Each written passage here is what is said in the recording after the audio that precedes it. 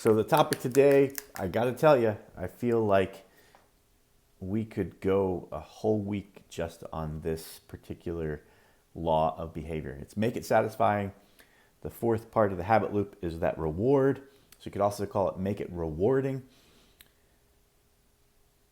We are more likely to repeat a behavior when we know that that experience is satisfying.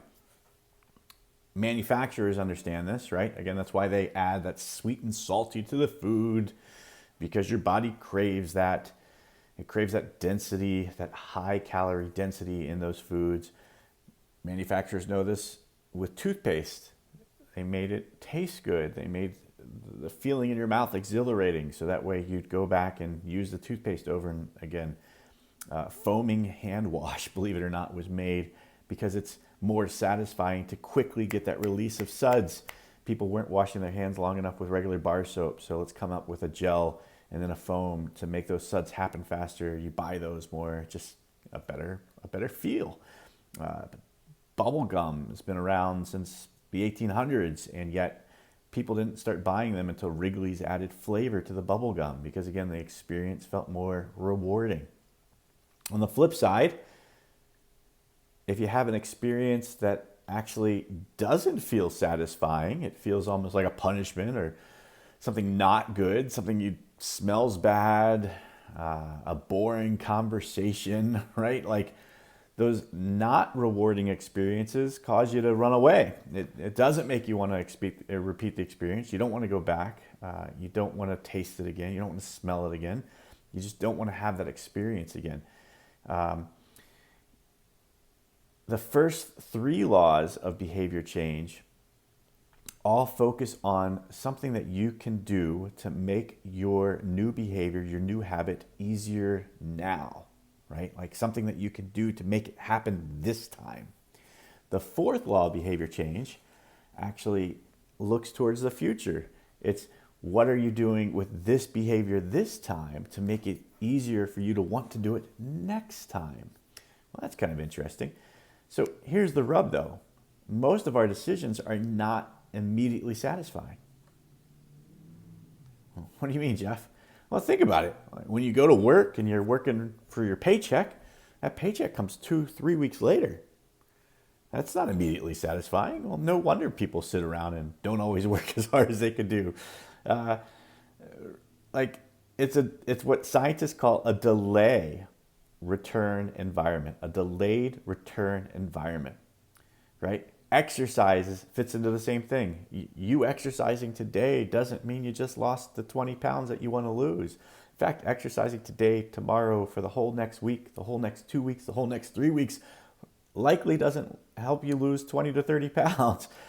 It's a super delayed reaction. It's a delayed return environment. Saving money for your retirement, another example. Like that's way down the road for a lot of us. Like where is our immediate gratification for saving money for a long-term future? It doesn't exist. A reward that is certain now is worth more than one that is a possibility in the future, especially a mere possibility. You see this again at work when people take salaries instead of working for full commission or project pay. We know a lot of people that work for commission that make more than people that work for salaries, and yet we're still shackled to those salaries a lot of times. I'm not like advocating a career change, but just bringing up an example.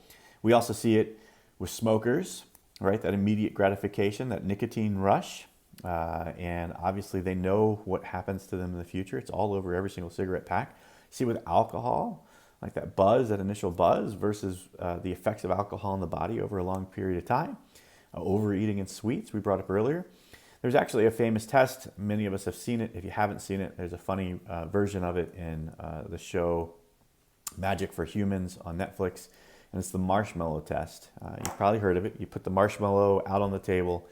You tell the kid, if you don't eat this marshmallow for the next, I don't remember what it was, 10 minutes, we will give you a second marshmallow. Some of the kids, like as soon as that test was explained, they're like, I'm out. Like, I don't even want to play. Like, let's, or they could just eat the marshmallow, right? Like they don't get a second marshmallow. The test has been repeated with cookies.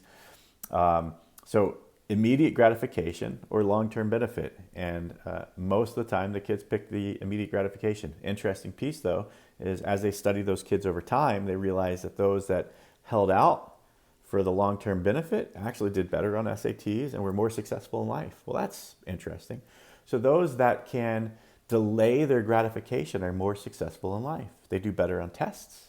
They do better in the workforce.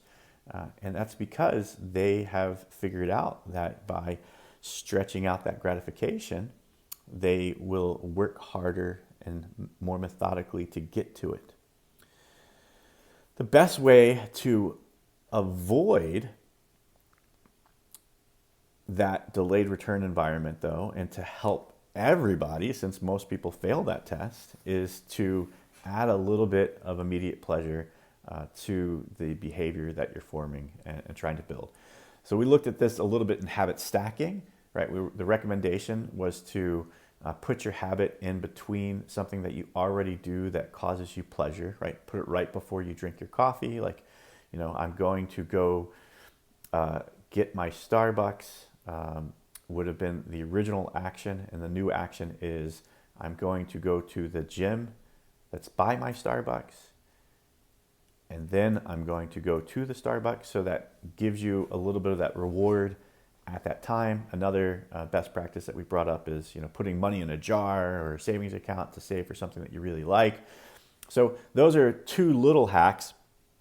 We're going to go into some more hacks tomorrow and how you can turn that instant gratification into an advantage. Oh, shucks. Speaking of instant gratification, and that's, again, one of the reasons we have this chart, right? For those that like checklists.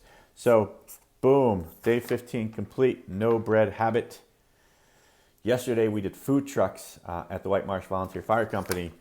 And let me tell you, when you're not eating bread and you go to those food trucks, there's a lot more food that you can't eat. I settled in on a no-filler crab cake. They were actually out of the Maryland crab soup, which was my original go-to, but did a no-filler crab cake from Jimmy's, and it was absolutely delicious. So either way, I'll talk to you all tomorrow. Thank you very much. Have a great one.